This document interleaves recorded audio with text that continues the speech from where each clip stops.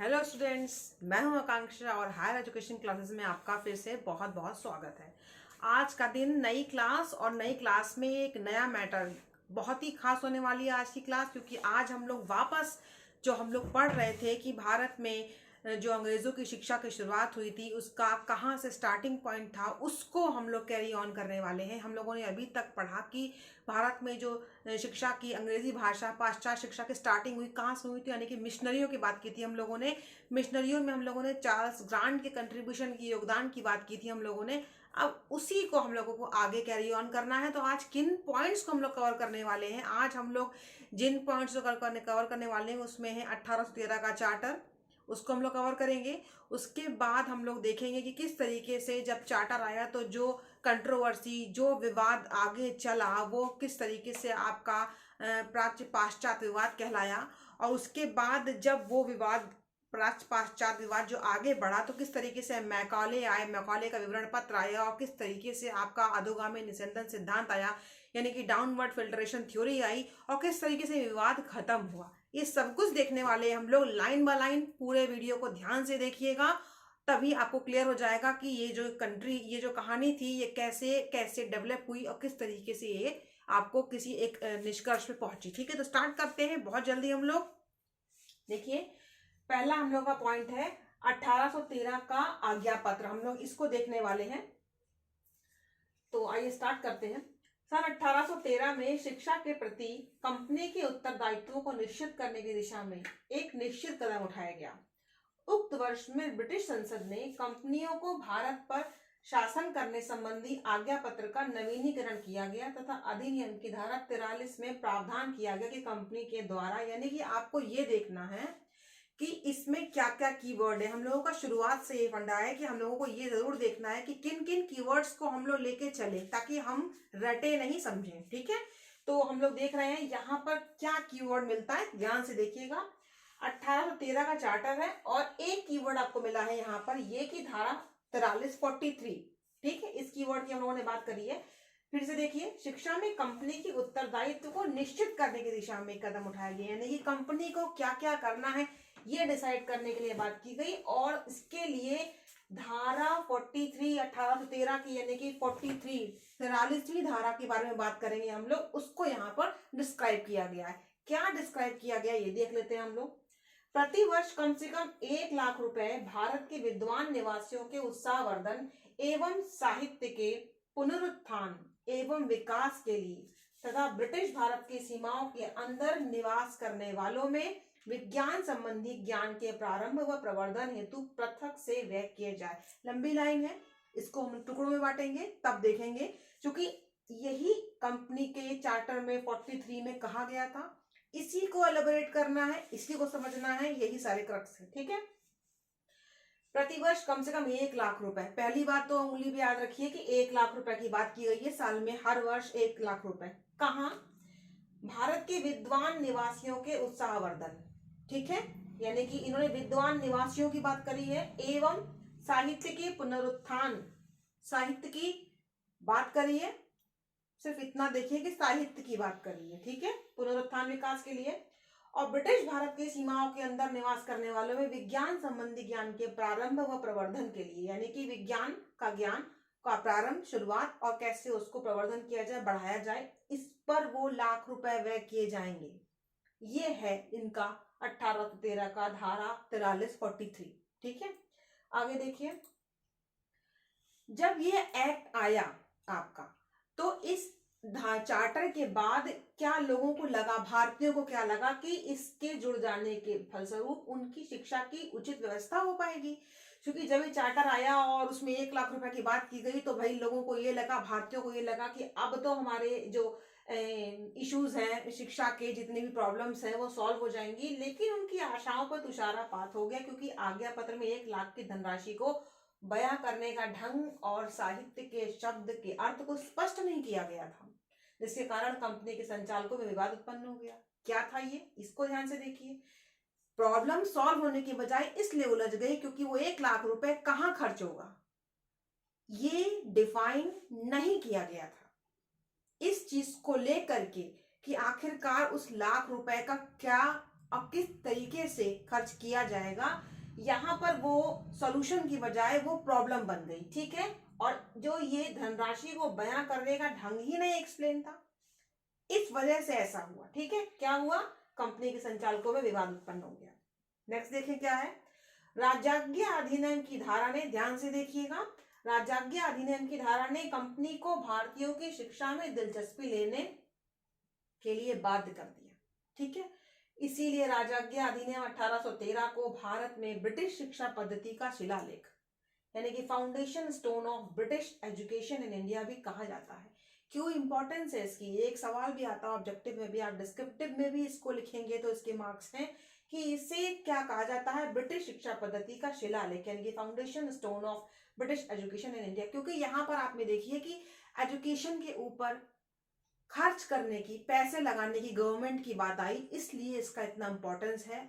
क्योंकि शुरुआत तो तरक्की की यहीं से होगी कि कुछ ना कुछ गवर्नमेंट की तरफ से प्रयास किया जाए, गवर्नमेंट की तरफ से जो धन लगाया जाए तो वो यहाँ पर किया गया था, इसलिए उसको foundation stone of education in India कहा गया, ब्रिटिश एजुकेशन इन इंडिया कहा गया। ठीक है, आखिर जब ये 1813 का चार्टर आया और इस चार्टर की वजह से जो पैसे लगाने की बात आई, 1 लाख रुपए की बात आई और इशू सॉल्व नहीं हो पाया, तो क्या हुआ, उस अगले चरण को बताने के लिए हमने यहाँ पर ओरिएंटल एक्सीडेंटल एजुकेशन कंट्रोवर्सी, प्राच्य पाश्चात्य शिक्षा विवाद को एक्सप्लेन किया है, क्योंकि उसका अगला चरण यही है। हमने आपको उसी समय बताया कि जब पैसे खर्च करने की, धनराशि को व्यय करने की बात आई तो क्या प्रॉब्लम हुई, उसके धारा 43 यानी कि 43 को एक्सप्लेन नहीं किया गया था। इस वजह से वो 1 लाख रुपए कहां पर खर्च किए जाएं, किस तरीके से खर्च किए जाएं, इसको लेकर के कंट्रोवर्सी, विवाद उत्पन्न हो गया। आखिरकार उस विवाद को आगे हम डिटेल में देखेंगे, क्योंकि इस विवाद में को पता चलेगा कि आखिरकार एक्चुअल में कौन क्या चाहता था। ठीक है, यहाँ पर देखिए 2 चीजें आपको दिख रही हैं, विवाद है पर किसके बीच में, प्राच्य और पाश्चात्य। ये हमारे देश की बात हो रही है, ये विदेश की बात हो रही है, यहाँ पर ये दोनों है ओरिएंटल एक्सीडेंटल। ठीक है, अब देखिए इसको हम लोग डिटेल में देख लेते हैं। सन 1813 की आज्ञा पत्र में शिक्षा की प्रकृति, ध्यान से देखिएगा एक एक वर्ड को, 1813 में आज्ञा पत्र में शिक्षा की प्रकृति, पाठ्यक्रम या माध्यम के संबंध में कोई उल्लेख नहीं था।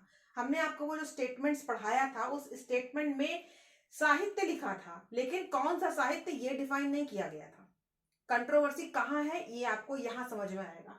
यानी कि शिक्षा की प्रकृति, नेचर क्या होना चाहिए एजुकेशन का, नहीं डिफाइन था। कैरिकुलम, माध्यम नहीं डिफाइन था कि हम पढ़ाएं तो क्या पढ़ाएं और किस मीडियम में पढ़ाएं। ये सारा कुछ इश्यू बन रहा था उस 1 लाख रुपए की वजह से, जो शिक्षा के तरक्की में लगाने की बात 1813 के चार्टर धारा 43 में की गई थी। ठीक है, दरअसल इस आज्ञा पत्र में जोड़ी गई धारा 43 में साहित्य के पुनरुद्धार व विकास, इसको ध्यान से देखिए, साहित्य के पुनरुद्धार व विकास, भारत के विद्वान नागरिकों के उत्साहवर्धन तथा विज्ञान संबंधी ज्ञान के प्रारंभ, यही तो शब्द उसमें लिखे हुए थे जो धारा 43 थी। जैसे शब्दों का अर्थ तथा इन उद्देश्यों को प्राप्त करने के ढंग को स्पष्ट नहीं किया गया था। यानी कि साहित्य के पुनरुद्धार और विकास की तो उन्होंने बात करी, पर किस साहित्य की बात करी किसी को नहीं पता। प्राच्य पाश्चात्य, प्राच्य वाले कह रहे हैं मेरा साहित्य, पाश्चात्य वाले कह रहे हैं मेरा साहित्य। भारत के विद्वान नागरिकों के उत्साहवर्धन, विद्वान नागरिकों के उत्साहवर्धन, इस शब्द से आप नहीं क्लियर कर सकते कि उस 1 लाख रुपए को किसके तरक्की में लगाया जाए। विज्ञान संबंधी ज्ञान, विज्ञान संबंधी ज्ञान पर भाषा क्या हो ये भी नहीं पता।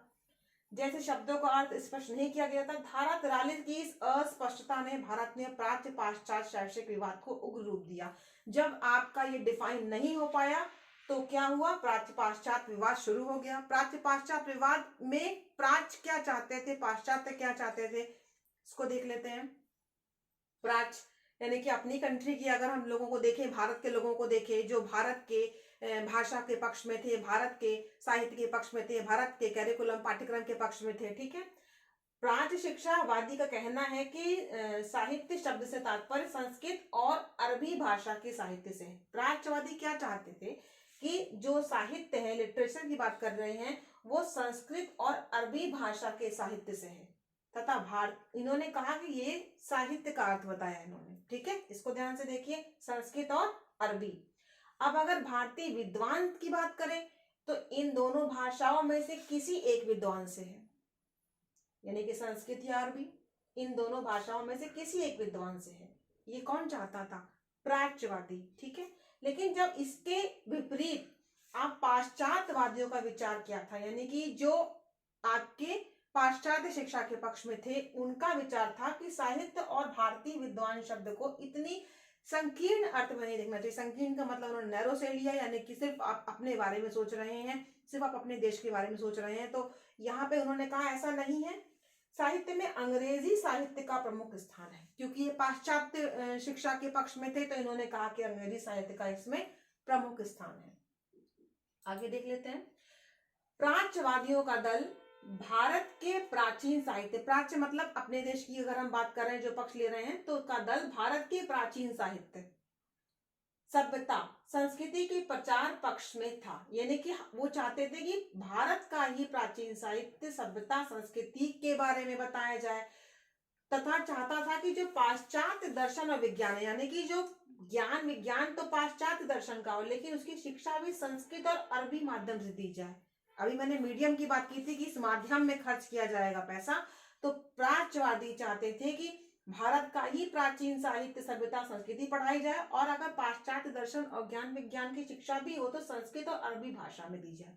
परंतु पाश्चात्यवादी वो अलग सोच के थे।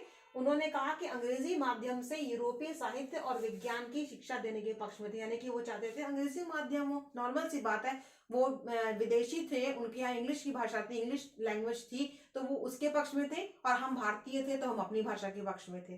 ठीक है, जिसकी वजह से शिक्षा के लिए निर्धारित धनराशि खर्च नहीं हो सकी। बिल्कुल बात है, क्योंकि जब विवाद उत्पन्न हो गया तो वहां पर पैसे खर्च करने का जो इशू था खत्म नहीं हुआ, और पैसे खर्च यानी कि धन को व्यय नहीं किया जा सका। ठीक है, आगे देख लेते हैं। सन 1823 में जन शिक्षा की सामान्य समिति का गठन किया गया। विवाद को सॉल्व करने के अगले चरण में अगर हम आ जाए तो देखेंगे कि 1823 की बात कर रहे हैं, जहां पे एक जन शिक्षा की सामान्य समिति का गठन किया गया और शिक्षा के लिए निर्धारित धनराशि खर्च करने का दायित्व इसी को सौंप दिया गया। यानी कि जब प्रॉब्लम सॉल्व नहीं हुई तो इस कमेटी को बनाया गया और कहा गया कि आप सॉल्व कीजिए इस प्रॉब्लम को। ठीक है, विवाद आगे बढ़ा। इस समिति के भी कुछ सदस्य प्रचलित भारतीय शिक्षा के पक्ष में थे और कुछ सदस्य पाश्चात्य शिक्षा के पक्ष में थे, जिससे राजनीति क्षेत्र में प्राच्य पाश्चात्य विवाद उठ खड़ा हुआ, यानी कि इश्यू सॉल्व नहीं हुआ।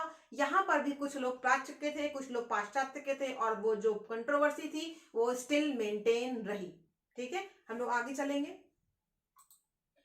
अब अगला चरण 1833 में कंपनी के भारत में शासन करने संबंधी आज्ञा पत्र का पुनः नवीनीकरण हुआ। 1813 से 1823 से हम लोग 1833 पे आ चुके हैं। ठीक है, अब यहाँ पर जब दोबारा कंपनी के शासन में करने वाले आज्ञा पत्र का नवीनीकरण हुआ तो क्या हुआ, क्या ड्रास्टिक चेंजेस आए। देखिए, शिक्षा के लिए निर्धारित राशि को 1 लाख से बढ़ाकर 10 लाख कर दिया गया। विवाद बढ़ गया, क्योंकि यहाँ पर 1 लाख था तब इतना विवाद था, अब यहाँ पर वो 10 लाख हो गया था।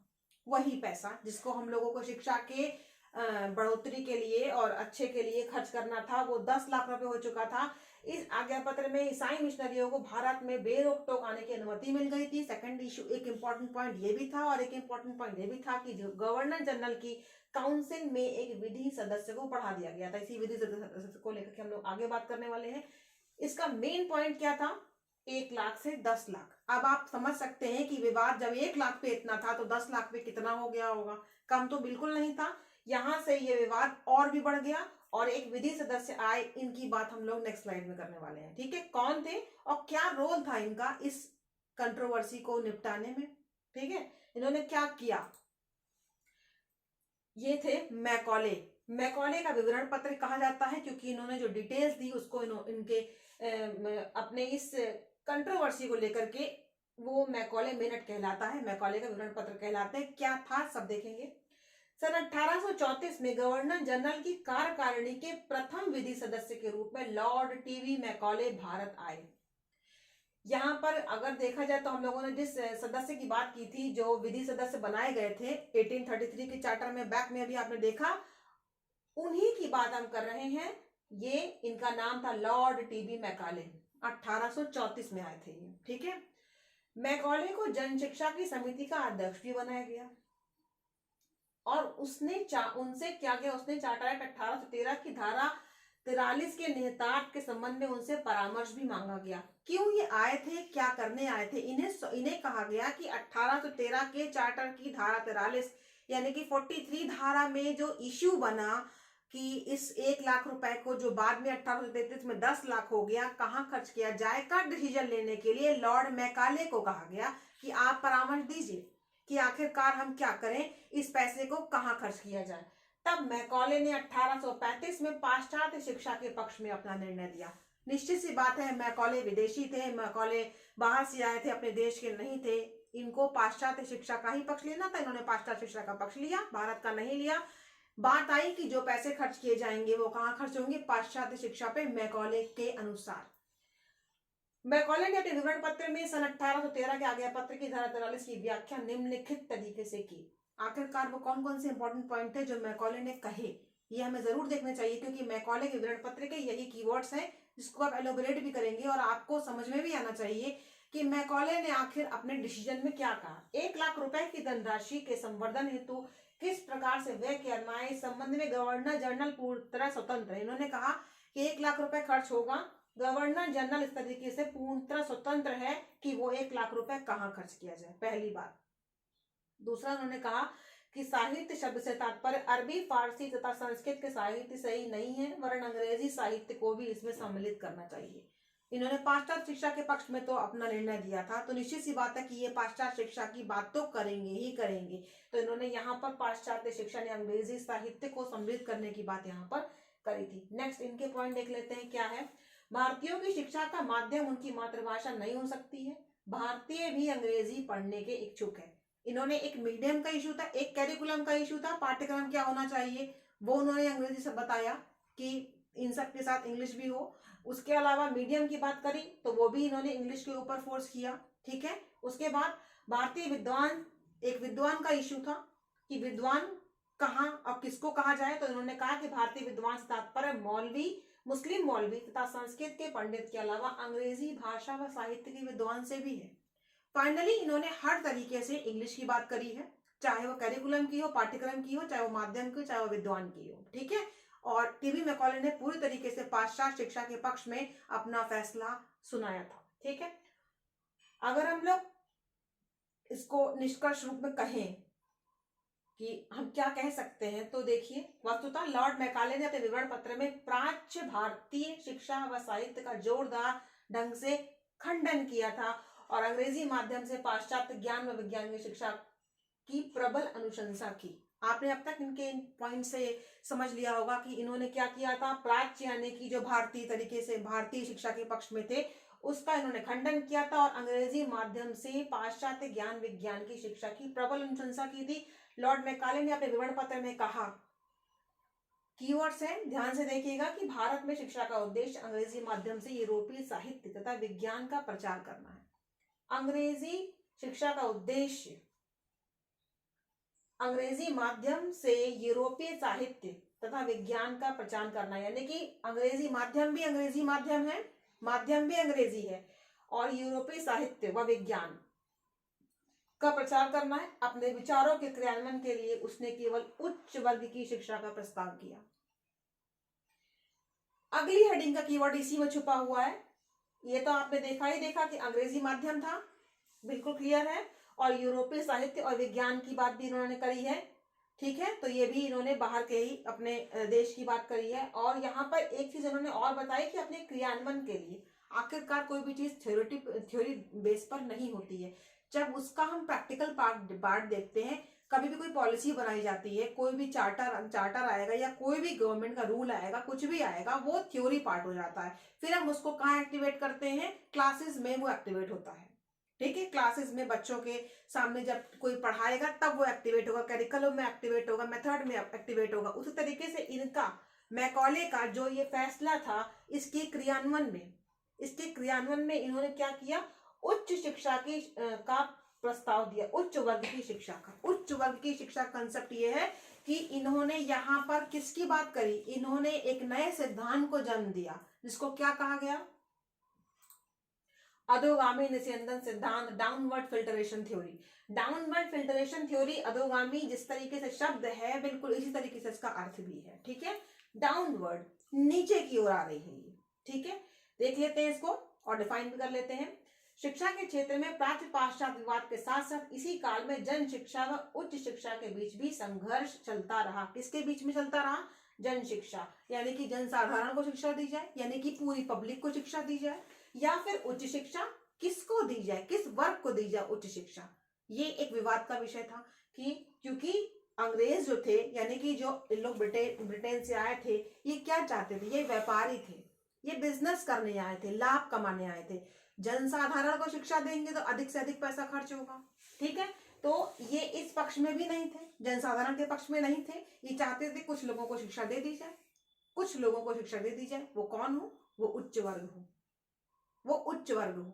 और वहां से, क्योंकि इनका ये कहना था कि उच्च वर्ग से शिक्षा छन छन कर नीचे आएगी और जो निम्न वर्ग के लोग हैं उनको भी इस ज्ञान को वो प्राप्त कर पाएंगे। इस तरीके से ये जो पूरी थ्योरी थी यही कहलाई थी अधोगामी निस्यंदन सिद्धांत, डाउनवर्ड फिल्टरेशन थ्योरी। क्योंकि फिल्टरेशन का मतलब छन छन कर शिक्षा आएगी और नीचे के वर्ग में फैल जाएगी। क्योंकि जब आप देखेंगे तो ऊपर के वर्ग से ऊपर के लोग कम होंगे, नीचे के लोग ज्यादा होंगे, तो ऊपर से थ्योरी नीचे की ओर आएगी और सब जनमानस शिक्षित होगा। लेकिन ये सबको शिक्षा देने के पक्ष में नहीं थे, ठीक है।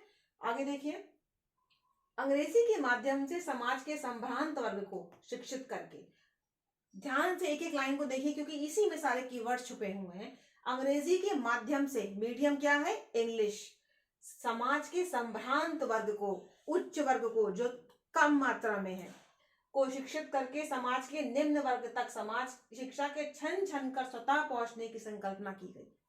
ऊपर से नीचे की ओर शिक्षा आएगी, ठीक है। ब्रिटिश शासन के पूरे काल में ये बनी रही।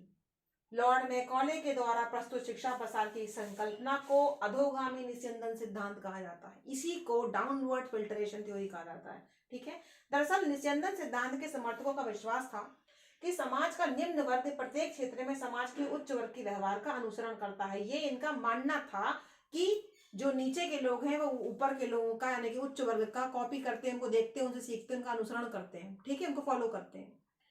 अगर यदि समाज के उच्च वर्ग को अंग्रेजी, साहित्य, विज्ञान, रीति रिवाजों में शिक्षित कर दिया जाए, यानी कि ओवरऑल क्या क्या सिखा दिया जाए, अंग्रेजी सिखा दी जाए, उनका ही साहित्य सिखा दिया जाए, विज्ञान सिखा दिया जाए, उन्हीं के रीति रिवाजों को सिखा दिया जाए, तो कालांतर में उनके आचरण और व्यवहार का अनुसरण करके निम्न वर्ग भी इसी तरह की शिक्षा के प्रकाश से आलोकित होंगे। यानी कि निम्न वर्ग भी क्या सीखेगा, जो उच्च वर्ग के लोग हैं उनको कॉपी करेगा और ऊपर से शिक्षा छन छन के आएगी और नीचे के सारे लोगों को शिक्षा मिलेगी। इस तरीके से इन्होंने कम लोगों को शिक्षा देने की थ्योरी रखी थी। पूरे आपके समाज को, पूरे समाज को शिक्षा देने की कंसेप्ट यहाँ पर नहीं था।